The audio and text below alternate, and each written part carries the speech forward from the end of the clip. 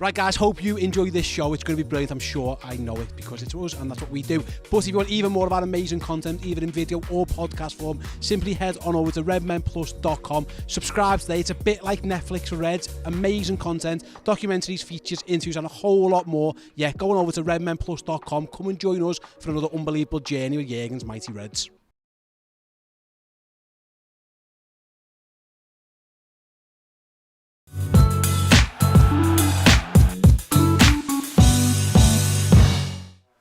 Hello everyone, welcome to Redmen, welcome to the Start 11 prediction show for one more time in 2022. It falls to me to try and work out what the hell the manager's going to do ahead of the next game, which is Brentford. It is the 5:30 kickoff. We're obviously just off the back of the Leicester game. As we're doing this, we are live. If you want to interact with me, please do. I will need as much help as possible in this. There are obviously some unknowns in terms of Liverpool fitness. There's some obvious knowns and long-term absentees, which we'll cover a couple of. And then we're going to kind of whittle down who's on this board to who's likely available, and then we're going to whittle down a defensive midfield attack and a bench for who's going to be taking on Brentford. Really tricky one. And we have got a new name to add to the board. It is Cody Gakpo. It is, let's be honest, very expensive to print these things off, particularly when you do one at a time. So there's a little part of me that's hoping not just do we sign another player because we need another player, but it'll just make it a bit cheaper to print two instead of printing one. Our place card Gakpo can go in here somewhere. Will he be available? That's a big conversation to be had, which we will do in due course. Yes, hello everyone who's joining us in the comments. Get your thoughts in. I want to know who is your back four for this one, and then we'll work our way from there. So let's go through the side. So we know Kelleher missed the game against Leicester. I didn't actually see anything about this, but there has been a virus doing the rounds in the Liverpool camp, and it strikes me that he probably has fallen foul of that. That or he's just had a really good Christmas, and they've gone, that's borderline slander, so I won't go there. But no, he's probably just ill. There's been a lot of it doing the rounds.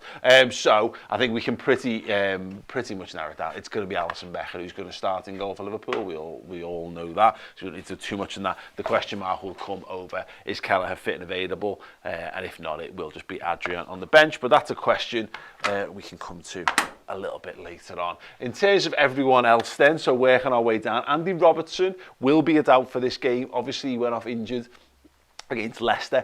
It was a dead leg, so a dead leg received in the warm-up at the hands of this man, Harvey Elliott, who decided, accidentally by the way, there was a little coming together between, he said, like hip and leg. Robbo played on but reached the point where he couldn't anymore, so that's why he comes off.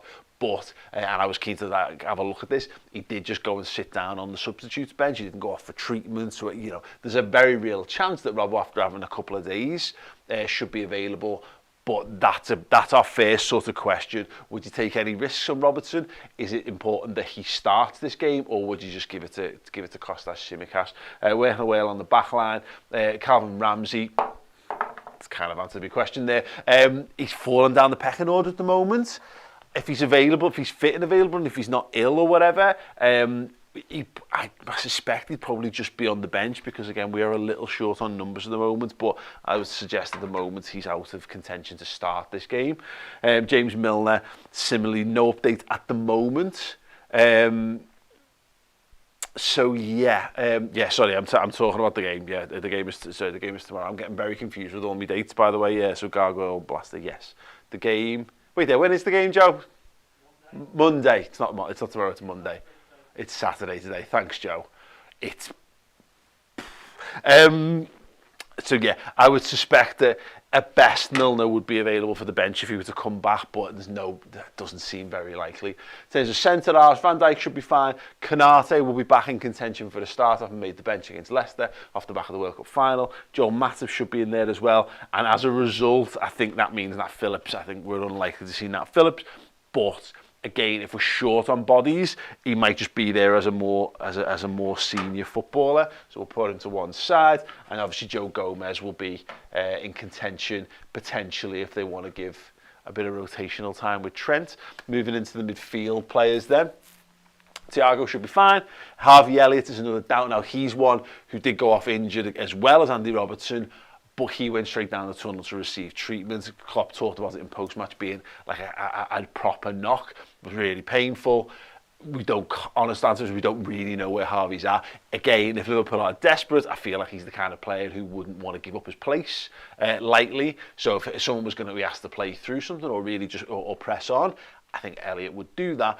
But right now he remains a doubt. Jordan Henderson should be fit, albeit there's a big question about whether he can go again, having had to do the 6 role with Fabinho's wife being in labour and him missing the Leicester game. As mentioned there, he should be back. His wife has given birth. Congratulations to the Tavareses. We don't quite know the circumstances around that, you know, and whether Klopp will allow him to have a little bit of extra time off. Is he missing training time as a result? Because of the situation we're at, he might be asked to go. I've got Malcolm Frauendorf in there. I don't think he'll be in contention for the start, but we might well see him added to the bench. Fabio Carvalho should be fine. Naby Keita's now had a few sub appearances under his belt, so he will very much be in contention for the start. Stefan Bajcetic too, having had a couple of impressive sub appearances in the last 2 games, will be looking to get in the team, or whether it might be too soon for him in terms of his overall development. Alex Oxlade-Chamberlain should be fine. Curtis Jones at the moment, still no updates on Kurt, so I'm going to rule him out from this show. Darwin sound, Salah sound, Doak sound. Bobby still remains a doubt. It was about him being on the better side of it, but we still miss a couple of games. There's the outside chance that he would be back available for this, but again, in terms of the start, I don't think we'd be chucking him straight back in. And Bobby Clark, I think, will be in and around it, probably not in position for the 11, but we can have that chat. And then you've got Cody Gakpo, of course, who technically doesn't sign for Liverpool officially until tomorrow, which is Sunday, and then the game is Monday.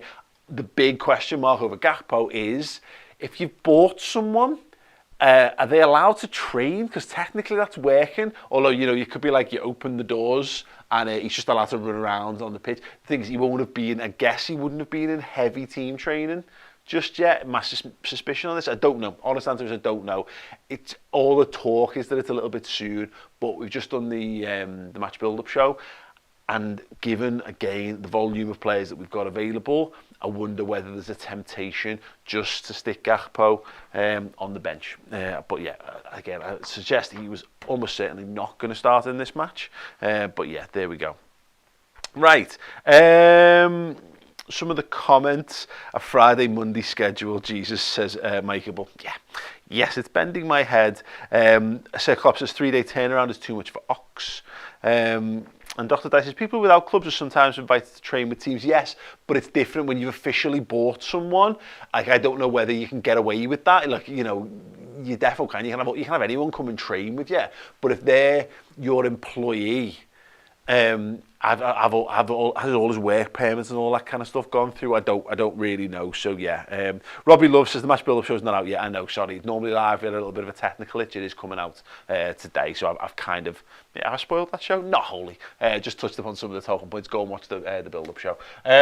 Okay, so I think, and actually, you know what? Just for the sake of it, I'm going to take Clark out of there.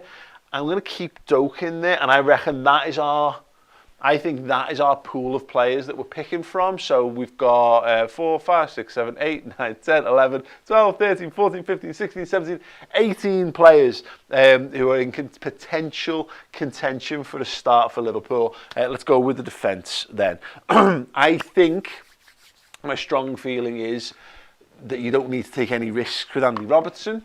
So I would be putting Kostas Tsimikas in. I think we've all got a love for Kostas, right?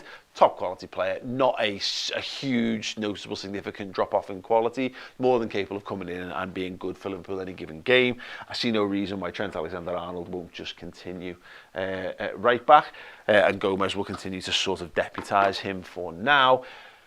Van Dijk will start because, barring unforeseen circumstances, Van Dijk basically always starts, doesn't he? And then the first decision point for us comes, do we go Ibrahima Konate or do we go Joel Matip alongside him? So what I'll do is we'll have that as a sort of maybe at the moment. Although Wilson Fisk, the kingpin himself, and a wonderful 90s Spider-Man AVI there as well done. Yeah, it says Konate for Matip, so that's definitely an interesting point. So what we saw against Leicester was Jordan Henderson played in the 6, although all the reports and the rumours of the team ahead of the game was that it was going to be an unchanged starting 11 from the Aston Villa game, which means that the plan was always to have Fabinho in the 6, which means Henderson would have started in midfield instead of Elliott, I guess. But obviously with Fabinho missing out because of the birth of his child, Jordan Henderson was drafted in. Does that mean that Henderson's played slightly more football than we would have liked? I think that's certainly a possibility.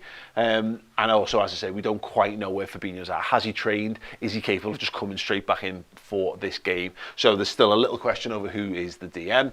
In terms of the rest of the midfield then, I would normally suggest that Thiago would be due a rotation here, and I would, again, if you've got Naby Keita fit, what we've seen in previous seasons is I would be saying it's Thiago rotates with Keita, so Keita starts, gets 60 minutes, and then you bring Thiago in for the final 30. However, because of what else we've got going on, I'm not sure that's possible. So what I'll do now, I'm just going to go to front, and then that will inform what we do after that. So if we say Mohamed Salah will start, because I can't see, there's no logical reason why he wouldn't, because it's Salah, and we say Nunes is likely to start as well. You've then got the choice of, let's just say that Alex Oxlade-Chamberlain will continue on that left-hand side. That then leaves you the players who you've got available. Doak, I think, will therefore be a sub-option. You've then got Carvalho and Bajcetic. So you could potentially ask Bajcetic to rotate for Harvey Elliott. Again, we don't know what Elliott's fitness is like. And then you've got Fabio Carvalho. Could we see him on that left-hand side? Haven't seen him start there against Manchester City and then be rotated for Chamberlain. It looks like that's Chamberlain's shirt at the moment, but that's pretty much the long and short of our options, unless there's a miraculous recovery from Roberto Firmino, and there might be a conversation, for example, where you do something a little outside the box involving Ben Doak, which I will come to in a second. So, yeah, fan of Jack said thought Elliott was injured. I think Elliott is injured, which is why I think it's worth having the conversation.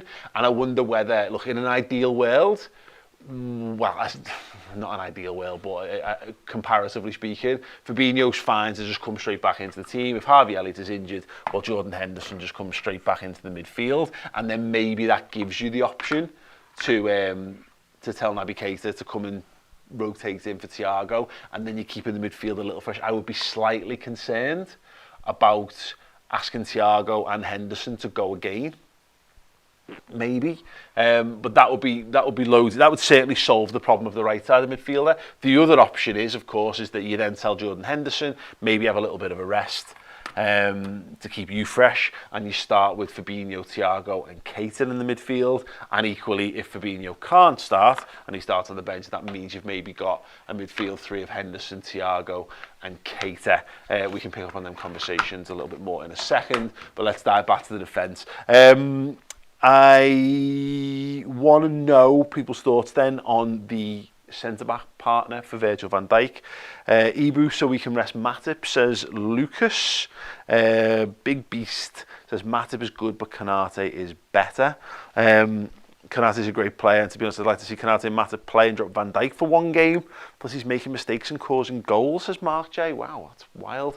For what it's worth, I think it will be Ibu Konate for this one. I think that makes sense. He needs a game. It's a decent opportunity for him to get into the side.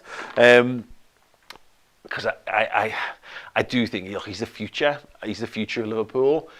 He's probably the future of Liverpool beyond Virgil van Dijk at this point as well. But right now, yeah, Matip's great, but there's no need to burn Matip out. Matip can come back in for Wolves, and then you can decide what you're doing after then. Konate might as well get him back in and back up and running for the Reds. So I would go, Van Dijk Konate is my partnership. I would go Tsimikas left back, and I would go Trent right back. Into the midfield then. And there's too many unknowns on this to really have a true idea of what's likely to happen. I think though, I think we might ask Fabinho to come back. And again, look, it's Saturday now. The baby's been born. It should be all right. They'll train Sunday. So if he's got today off, he'll have one training session on Sunday, and then they'll have a little walkthrough or whatever on Monday morning, maybe. So it should be okay for Fabinho to come back in. So yeah, I will go with that, and I will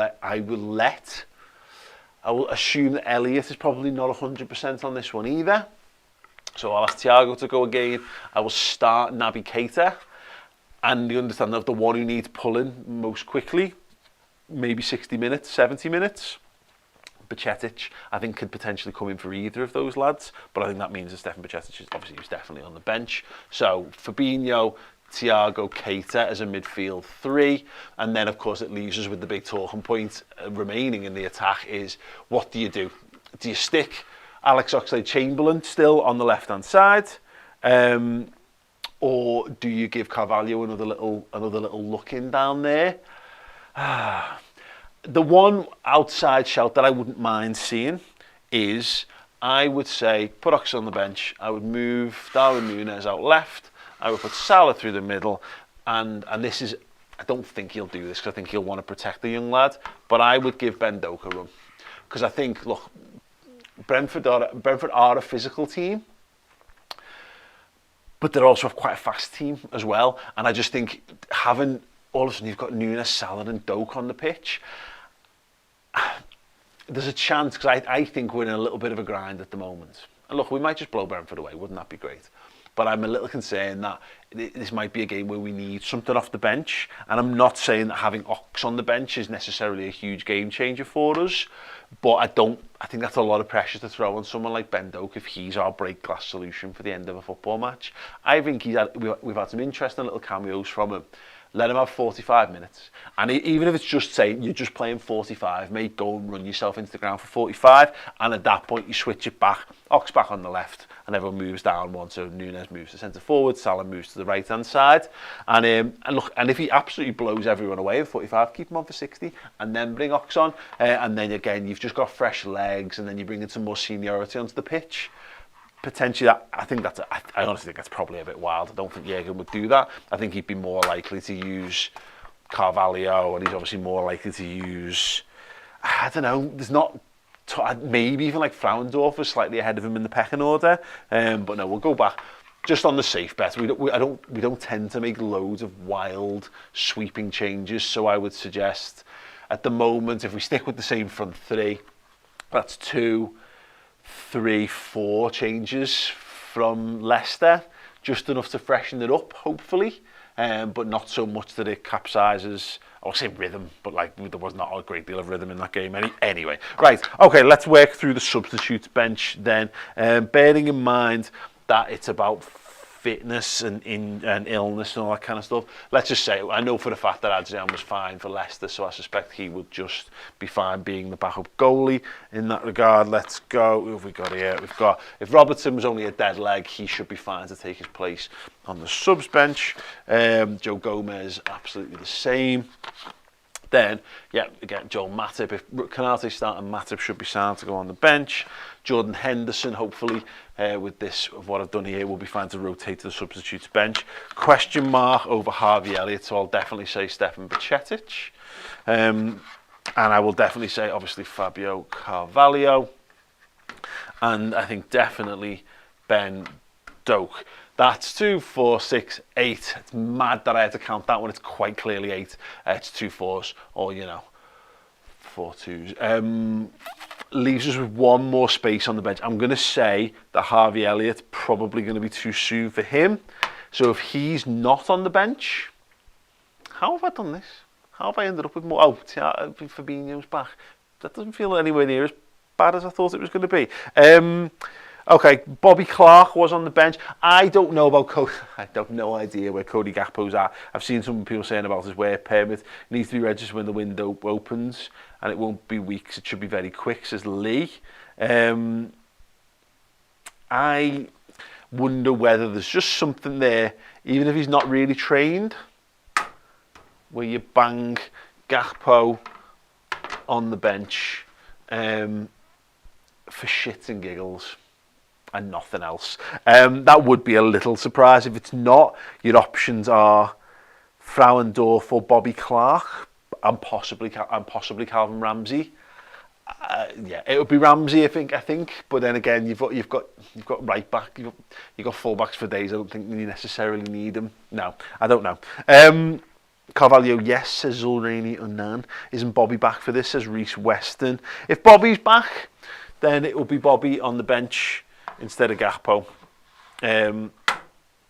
And that would make me feel loads more relaxed. I'm going to bang both of them toward the bottom there. And fingers crossed Bobby's back, because I don't see any need to rush Gakpo. But yeah, that will be that. Right, okay, so therefore, I'd like to refresh the front three, but I think if you're having to make changes in the rest of the team, I think it's kind of fair. And hopefully off the bench, what does that give you off the bench if you want to refresh? Carvalho, potentially either Firmino or Gakpo, and Doak. It is what it is. Okay, sound. Yes. Alisson in goal, Tsimikas, Van Dijk, Konate, Trent. Midfield 3, Fabinho, Thiago, Keita. Front 3, Alex Oxlade-Chamberlain, Darwin Núñez and Mohamed Salah. And then a bench of, if Kelleher is unwell, still Adrian, Robertson, Matip, Gomez, Bajcetic, Henderson, Doak, Carvalho, and either, depending on availability, Firmino, Gakpo or Bobby Clark will be the substitutes bench, I believe. Anyway, let me know what you would do. What's your 11? Who are your 9 substitutes? Let me know them in the YouTube comments underneath. That would be absolutely great. A few things to draw your attention to. I've done a video over on my personal YouTube channel, Mates TV, where Liverpool need one more signing in January, and we talk about the midfielders who are available, who are not available, why they will and won't move for certain types of player, and why breaking the bank is a good idea in some ways, but not in others. It's a good old chat. It's done really well so far, so go and check that out. And if you want more Liverpool culture in your life, get closer to the Cody Gakpo stuff. Bolo Zenden, former Liverpool midfielder and current PSV coach, who's coached Cody Gakpo for 7 years, chatted to Dan Club to get the insight on what we're going to get from the Dutchman. That's streaming right now on video and podcast on redmenplus.com, and also the My Liverpool debut series. All episodes now available, all episodes streaming. Get closer to that feeling, that magic of being a person who can pull on a shirt and make a debut for Liverpool. European Cup winning captains, down to youth players. All the bases are covered. It's really, really good, and yeah, it's all available on redmenplus.com right now. Anyway, thank you so much. Drop a like on the video. Do subscribe to the YouTube channel as well. That's free, as always. And have a very, very wonderful, amazing, and slightly tipsy new year. You're the best. Hopefully the Reds will continue to be so. And I'll see you in 2023. Hi everybody. Thanks for watching the show. Hope you enjoyed it. If you did, make sure you give it a like on the way out. Did you know you could get some hoodies, t-shirts and any accessories from redmenmerch.com? So head on over there now and grab yourself something.